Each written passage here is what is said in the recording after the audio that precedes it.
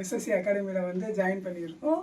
இங்கே வந்து டேக்ஸ்க்கு 2 days deep study program அப்படிங்கிற ப்ரோக்ராம் வந்து 2 டேஸ்க்கு வந்து கண்டென்ட் பண்ணியிருக்காங்க.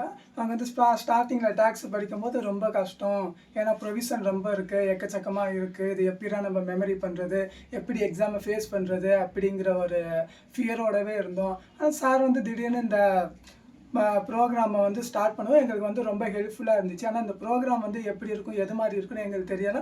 ஆனால் எக்கச்சக்கமான ப்ரொவிஷன் வந்து சிம்பிளாக ஸ்டார்ட்டாக எந்த அளவுக்கு சிம்பிளாக சொல்ல முடியுமோ, எங்களுக்கு எந்த அளவுக்கு புரிய வைக்க முடியுமோ அந்த அளவுக்கு நல்லா சூப்பராக நடத்தி கஷ்டமான ப்ரொவிஷன் எல்லாத்தையுமே ஈஸியாக ஹெல்ப்ஃபுல்லாக அண்டர்ஸ்டாண்டிங் பண்ணுற மாதிரி ஒரு மைண்டில் வந்து ஏற்றிட்டாரு.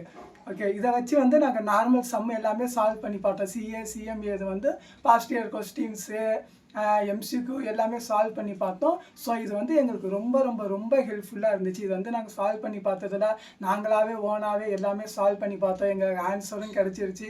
சப்போஸ் இல்லை இருக்கிற டவுட்டையும் நாங்கள் சாருக்கிட்ட கேட்டோம், அதுவுமே அவர் கிளியர் பண்ணார். ஸோ இது வந்து எங்களுக்கு ரொம்ப வந்து யூஸ்ஃபுல்லாக இருந்துச்சு. வந்து கேபிட்டல் கெயின்ஸ் என்னோட பர்சனல் பொறுத்த வரைக்கும் கேபிட்டல் கெயின்ஸ் பொறுத்த வரைக்கும் நான் ரொம்ப கஷ்டம்னு நினச்சேன். ஏன்னா ரீசெண்ட் டைம்ஸில் வந்து பிஃபோர் ஆஃப்டர்னு ரெண்டாத்தி மாற்றிட்டாங்க. என்னடா இது பிஃபோர் ஆஃப்டர்னு மாற்றிட்டாங்க, இது எப்படி ஃபேஸ் பண்ணுறதுன்னு தெரியாமல் இருந்தோம். ஆனால் அதுக்குமே வந்து எது மாதிரி வந்து இதை வந்து ஃபேஸ் பண்ணலாம் அப்படிங்கிற மாதிரி ஒரு ஈஸியான கைட்லைன்ஸை வந்து தந்தார்.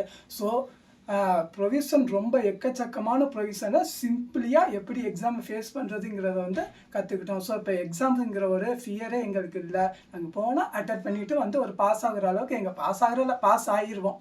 அந்த அளவுக்கு எங்கள் சார் வந்து எங்களை கைட் பண்ணியிருக்காரு. ஸோ இதை வந்து கைட் பண்ண எங்கள் சார் மேம் இந்த எஸ்எஸ்சி கோடக் பிளாக்ஸுக்கு தேங்க்யூ மேம்.